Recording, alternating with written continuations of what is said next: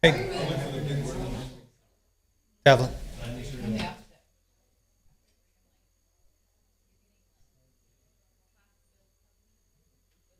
Yeah,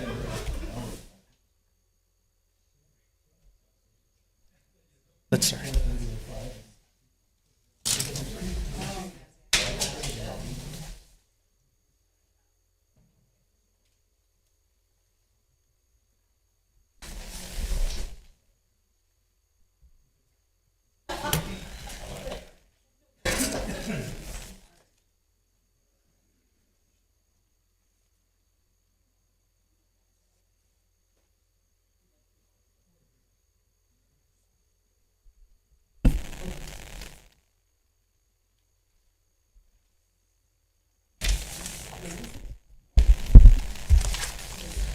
Welcome to Opportunity Home San Antonio's regular board meeting. Before we begin, a few etiquette reminders. This meeting will be recorded in its entirety. I will begin the recording now. Recording in progress. If attending virtually, use the microphone on your screen to mute and unmute your microphone. If using a phone, please use *6 to mute and unmute. Captions have been enabled for this meeting. To modify your preferences, select Captions in the meeting controls at the bottom of your Zoom window. I will now conduct Commissioner roll call. Chairwoman Dr. Ana Chak Guzman. Vice Chair Gabriel Lopez. Here. Commissioner Gilbert Casillas. Present. Commissioner Dalia Contreras. Here.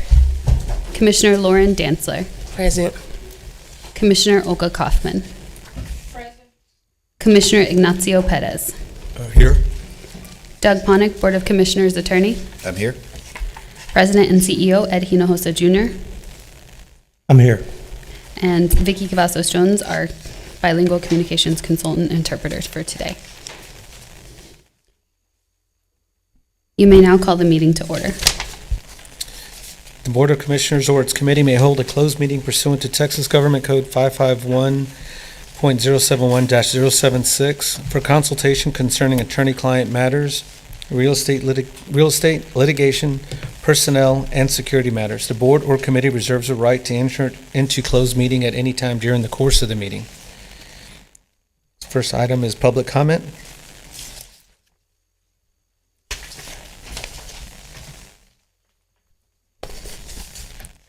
Are we ready? Nope.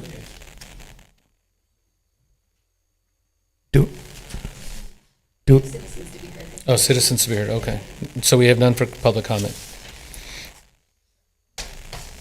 Or none for, yeah. Okay, now citizens to be heard.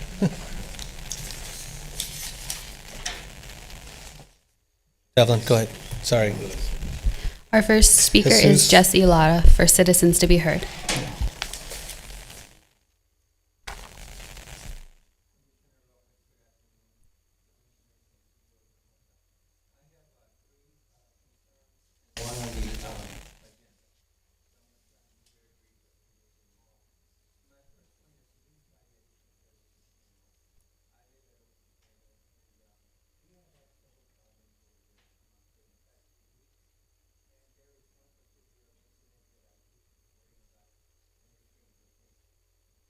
I want to suggest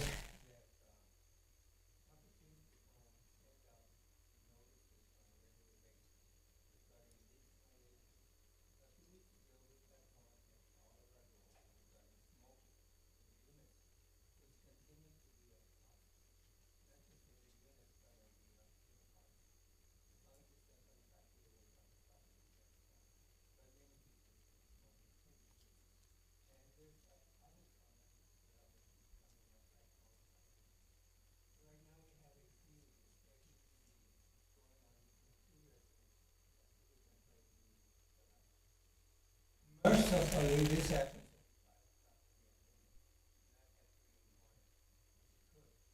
But these two residents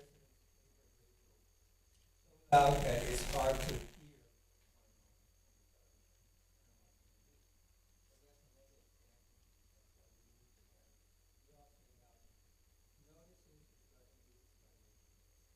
Other issue that I want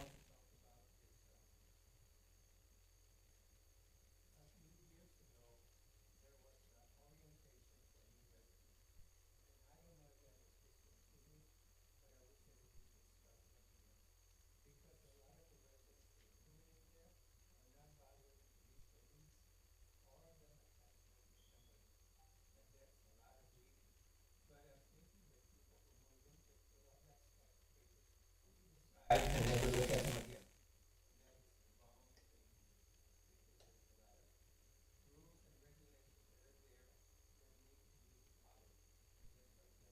Problems. And then I want to talk about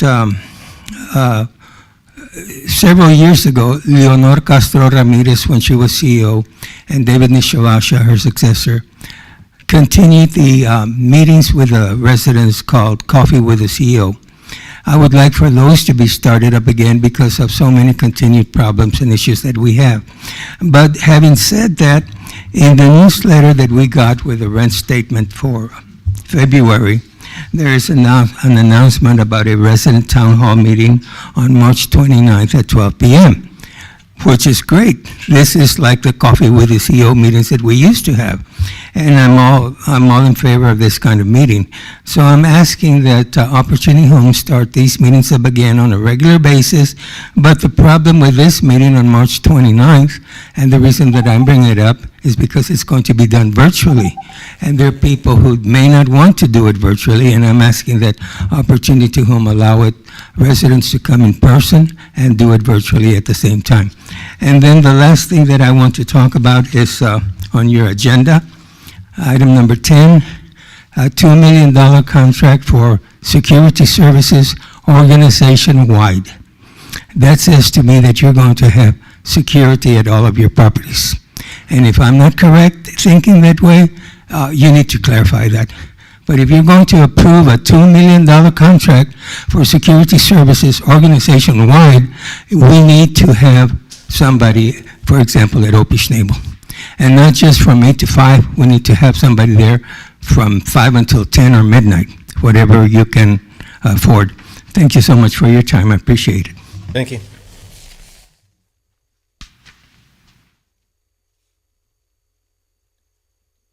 Laco Espinosa.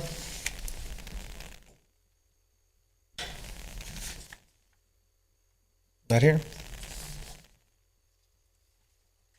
Okay, thank you. We'll move on to item number 4.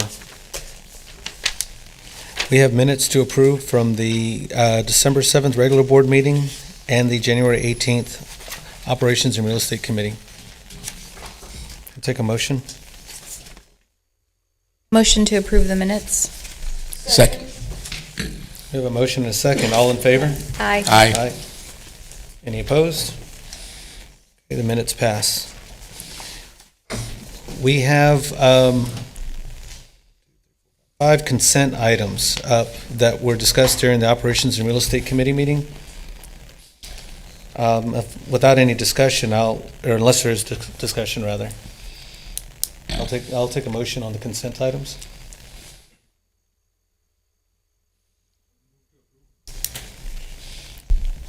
Do we have a motion? I second the motion to approve consent items 5 through 9. Okay. All in favor? Aye. Any Aye. opposed? I oppose on number 6.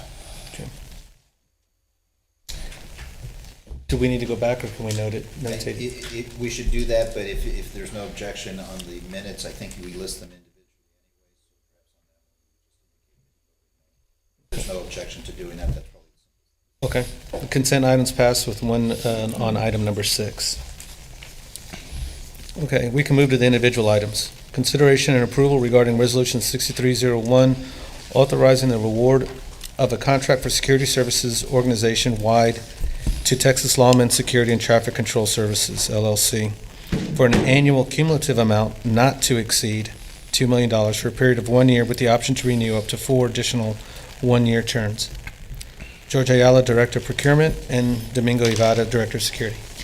Good afternoon, Commissioners. George Ayala, Director of Procurement, for the record. I'll talk to you a little bit about the procurement process. On October 18th of last year, Opportunity Home issued a request for proposals for security services agency-wide, which closed on November 15th of last year.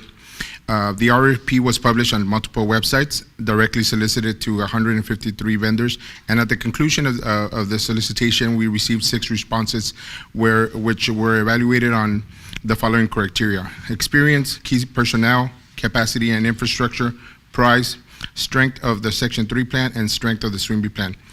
After the evaluation of these 6 Solicitations, Texas Lawman is being recommended as they scored the highest with 83 points out of a total of 100 points, which is being a recommendation by management.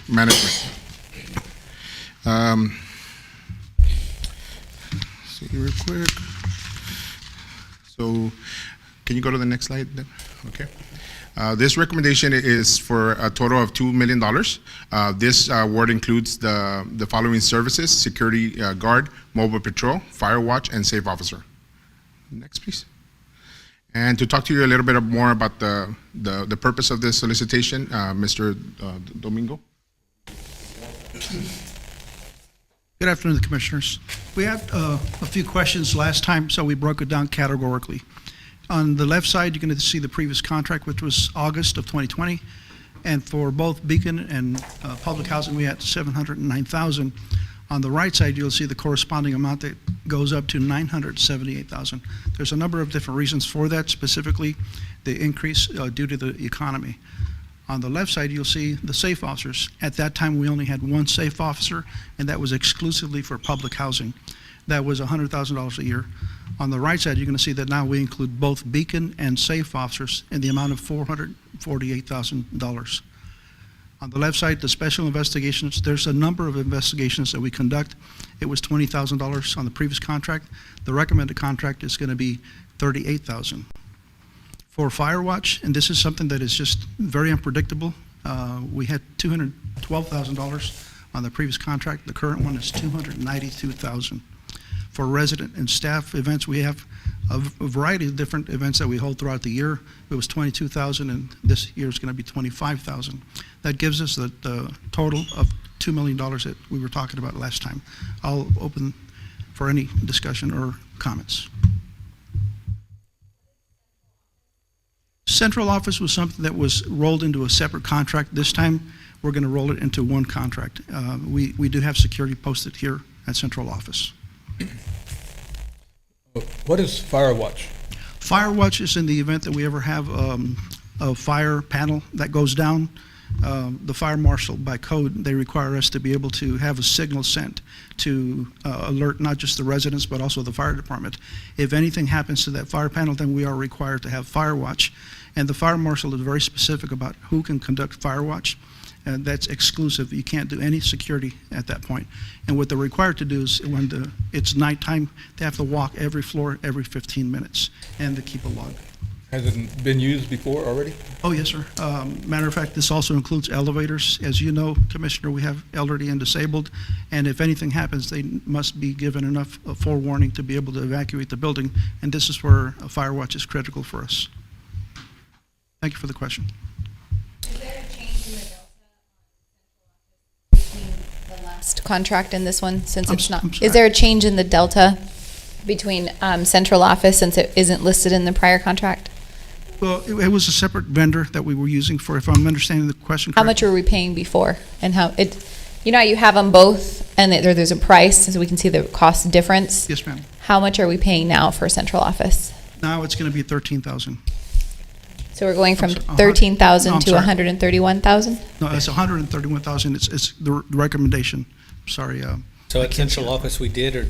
We did have, but back in 2020, and this is prior to the COVID, we had a police officer posted, and then we got away from the police officers, so we just have private security officers. They're non-commissioned. So what we're going to be doing, transitioning over to the new contract, is going to have commissioned security officers posted at central office. I guess the question is, what did we spend past year versus we're going to be spending 131? Approximately about 120,000. A couple of things. Commissioner Perez, I do want to say, like where I live, we had fire watch for 2 weeks where the fire panel was down. So there's the staff is there during the day, and there's a guard when the staff isn't there, and they monitor the floors and watch and make sure that there's no fires or whatever, or they need to call the fire department, so that they do provide that service now. Thank you. Domingo, if you could clarify, like this resident from OP Schnabel, it looks like, they're looking at the agenda and because it says organization-wide, if you can clarify that, because I think that people are thinking that with this new contract that we're going to have security guards at all the public housing units Thank or you for the- communities. Thank you for the question, Commissioner. That's a very good question. No, sir, it's not practical for us to have posted officers at each property. Otherwise, it would be well over $10 million per year. So what we're able to do with this contract is you give us, as the Board of Commissioners, the flexibility to be able to deploy the assets wherever they're needed. So the example, if at OP Snable, we see through our crime analysts that we have a pattern, what the safe officer help us do is work with management to identify who the people are that are violating the lease and whether or not we have any of our residents that are responsible for that peak in crime, and then we do deploy the security assets to that location. We can do this across the board, something we didn't have before because of the crime analysts. So I just want to point out on the contract amount that's recommended, this gives us the ability to spend with a particular vendor. So the contract is a 1-year basis starting, when it's signed. Starting now, it would go on for a year. Separately, we have the budgeting process that we're going through, and each property budgets its own security as part of that. And the security in that, will be vetted through our budgeting process internally, and then ultimately with the board. So this just puts kind of a cap on how much we can spend. It's not actual not what authority they- to spend the amount. I know last time we talked about this going from 1.2 to 2 million and looking at the $800,000 difference. One of the questions that we had raised was, where is that coming from? Do we feel like we can sustain that? And that was going to be something you all were going to come back and share about. Could you speak to that, please? Yes, ma'am. And this is why we presented it categorically. One of the biggest increases is the safe officer, but this is why San Antonio PD values that. This is sustainable from that perspective in that we do problem solving. With safe officers, they're not call responsive like with SAPD. A patrol officer goes to different locations just to handle that specific incident. What we do that's different is we tried to hire a safe officer from SAPD, but that was cost prohibitive because of the collective bargaining agreement. So now what we have is through Texas Lawmen, these are officers that are dedicated to be able to identify the root cause and treat that cause, not the symptom.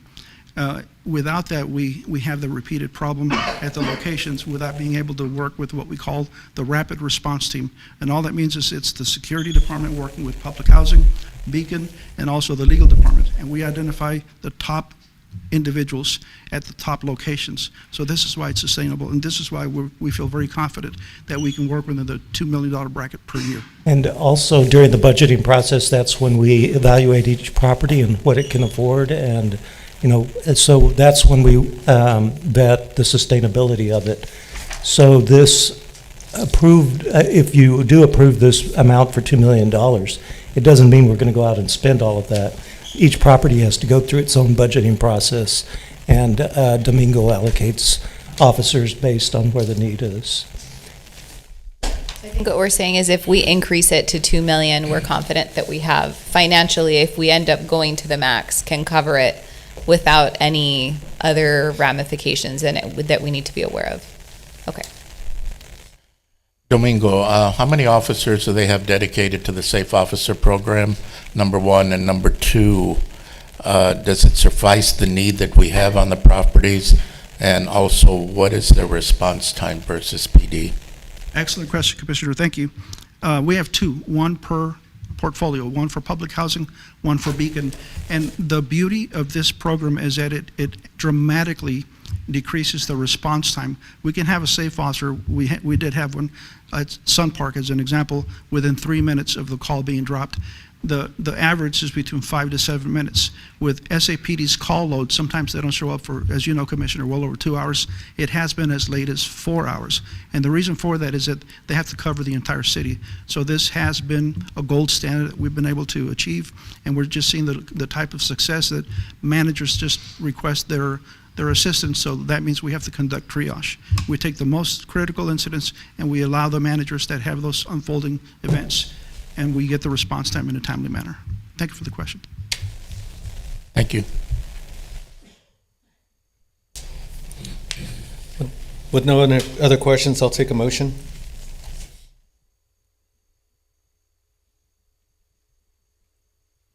Do we have a motion for, Motion. can we have a motion to pass Resolution 6301? A second? I second. Okay. A motion and a second. All in favor? Aye. Any opposed? Motion carries. Thanks, Tamika. George, thanks.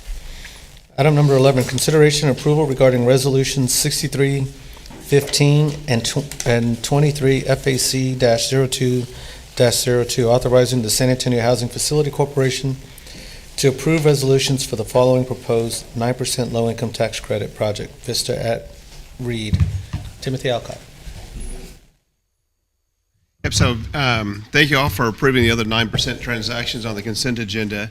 As I mentioned at the last meeting, we had there was actually three for the Atlanta Pacific that I was going to bring back because we had all one board memo and they require separate resolutions. We only brought two back because the third one didn't score, so there's no reason to after talking to Atlanta Pacific as a developer. The other change is that we had Atlanta Pacific as the developer. It still is, but the name in the resolution, we changed it to Vista at Reed LP and Vista at Henderson Pass Limited Partner, because when they submitted their applications to the TDHCA, they did under an affiliated entity's name, not in the name of Atlanta Pacific, but it's still the same developer. So other than that, it's the same. You'll see Vista at Reed. This is the one that's more than likely going to be the one that scores that we're actually going to build. And so I want to highlight that one. You'll see it's on the far west side. It's near 151 and 410, a little bit to the left. And this is 9%, as y'all already know, they're very competitive, and this just happens to be the one that scores the best. There's another picture of it from a different location. That is just a rendering, what it could look like, but we're very early on. And so the only thing you're approving today is that we're going to submit the tax credit application, the general unit mix, and the approximate total development cost. We do bring it back to you one more time because as we go through the permitting, they do the land analysis, that everything will get firmed up. But we wanted to give you a sense of it because when we sign up and they submit at the end of the day, we wouldn't want to then tell them, hey, we didn't want to do the deal because they would have gone with somebody else. And so that's Vista at Reed that I asked for approval. The next one, I know we got to do them individually, but Henderson Pass is the same thing. It's just a different location. Same developer, just a different limited partner's name. You'll see us on the far north side, Hollywood Park 281, which is a cool site because we don't have that many developments on the north side. But I'll stop talking. Any questions? What was the distribution again of the different AMIs? Absolutely. You'll see we have two units at 20% AMI, 5 units at 30% AMI, 19% 50% AMI, and 48 at 6% AMI. They all are required because it's TDHCA also to accept vouchers. So the nice thing about 9% deals is that you're getting twice the amount of tax credits as you see it on the 4%, a little bit more than twice. And because of that, they do require all the units to be deeply affordable. And so that's why these are particularly great for housing authorities. It's good that there's a 20% AMI, but there's only like 2. I know. That's not, a whole lot of families that we can help.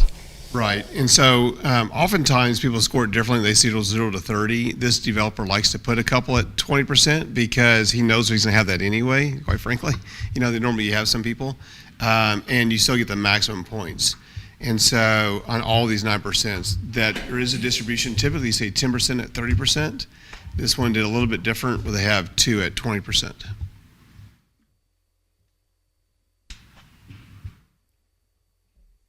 Thank you. And again, I'm sorry, I caught the tail end of it, but the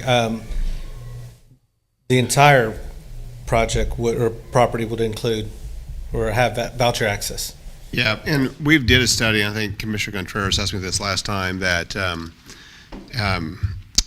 some time ago, it could have been years ago for all I know, but some time ago that we actually did this study. And there's quite a few vouchers that do use these. And so the real AMIs are quite lower than you see here because of the amount of vouchers that are used at these particular developments.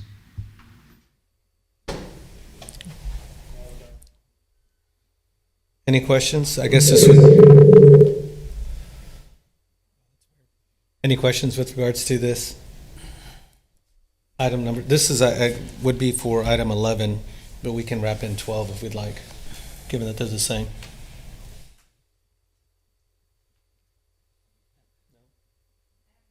I don't have any additional questions. I remember us talking about it at length at the facilities meeting.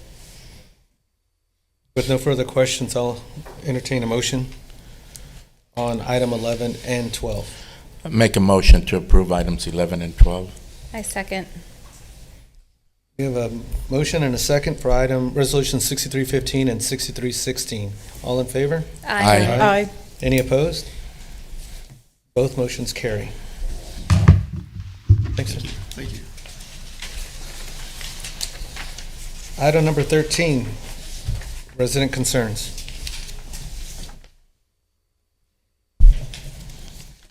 Mr. Chair, we don't have anything to raise at this point. All right, we'll go to item 14, President's Report. Yes. Let me clarify something that was asked earlier about the town halls. We're doing that on a regular basis. I think we have a schedule, Michael, of every 3 months or so. And what we found is most residents prefer the virtual because the attendance has been much higher than previously if they had to come to a property or come to central office or something of that sort. So the virtual attendance for the town hall has been much better. But Mr. Lauer brings up a good point. What we can consider doing is perhaps having an in-person that's also virtual. That way people can join both ways. And we have the technology to be able to do that from this room. So we can address his concern. Okay, good. I was gonna say, I want to make sure that we do that. And orientation for new residents, given that we brought that up, so I wanted to ask about the orientation. So it used to be that we would host orientation when they were, actually before they got called off the wait list, and then we went to early engagement. Once COVID hit, we did away with that because we also know that we were trying to get our families housed, but we are looking at how do we bring back some of that information. A lot of what was covered was housekeeping for the residents. Tenant rights was something that we always had outside parties, so it's definitely something that we should consider bringing back, but we want to be mindful of where the event was held. It used to be held off of, we partnered with the Etsy, and that's where, and so sometimes we heard, if many of the other commissioners remember, we had a former commissioner say they were there all day, and so we just been looking to revamp it. So it is something that we'll consider in public housing. Okay, and we'll have somebody reach out to Jesus Lejano, right? Yes. Okay. Okay. President's report. On the President's report, we've received 3 awards of excellence from NARO, and those will be presented at the Washington conference in March. 2 awards are for Majestic Ranch, and 1 is for the Urban Street Farm. We had a group of employees that celebrated and commemorated the legacy of Martin Luther King during the parade and participated in the parade. We've been doing that for a number of years. We have funding secured to house additional people with disabilities. HUD's allocated 50 vouchers to us, so we're excited about that. I'll skip the holiday items. It seems like December was so long ago now. We have a new check-in kiosk in our central office for appointments, and hopefully that makes the resident experience a little bit easier when they're checking in. And we have bond funding we now have been confirmed for bond funding for Alazan Courts, Wood Hill, College Creek, Pecan Hill, West Side Reinvestment Initiative, which is home ownership. And there's going to be a second round of bonds that's an RFP's put out in the near future, and we're planning to participate in that as well. The last item in your handout is the library or book exchange we set up at Homestead Apartments. So this is the first one we did, and it's, we hope to use it as a model to go to other complexes with as well. Additionally, not listed is the groundwater training. Thank you, Commissioner Lopez, for taking that, and I know Dr. Guzman was also on the groundwater training. Commissioner Casillas, were you on it as well? No. Yeah. And also thank you to both commissioners for attending the housing panel discussion, equity in housing. That was an interesting discussion we did in collaboration with some of our partners. And that is all for the President's report today. Okay, cool. I do want to thank Richard for doing a job well done on facilitating and handling the panel and everything. Great job. Still missed the TikTok dancing, but.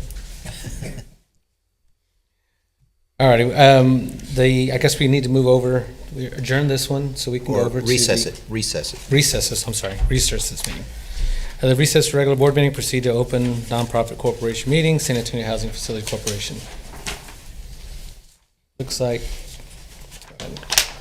do we roll call on this one? We didn't have a break of anybody coming or going, so I think we can just reflect in the record that everyone is still here from the last meeting. So you can go on to public comment now. Okay. Call the meeting to order, and we'll go into public comment. With none, I believe. We have minutes from the December 7th Housing Facility Corporation meeting that need approval. I move to approve. I second. We have a first and a second. All in favor? Aye. Any opposed? Minutes pass. We have 5 consent items with no comments or questions. I'll entertain a motion for those. I move to approve consent items 4 through 8. Second. We have a motion and a second for the consent items. All in favor? Aye. Any opposed? Consent items pass. We'll adjourn the Housing Facility Corporation meeting.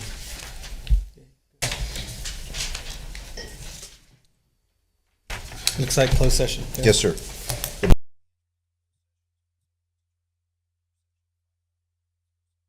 Texas Government Code to receive a semi-annual litigation update. The time is now 1:33. Okay.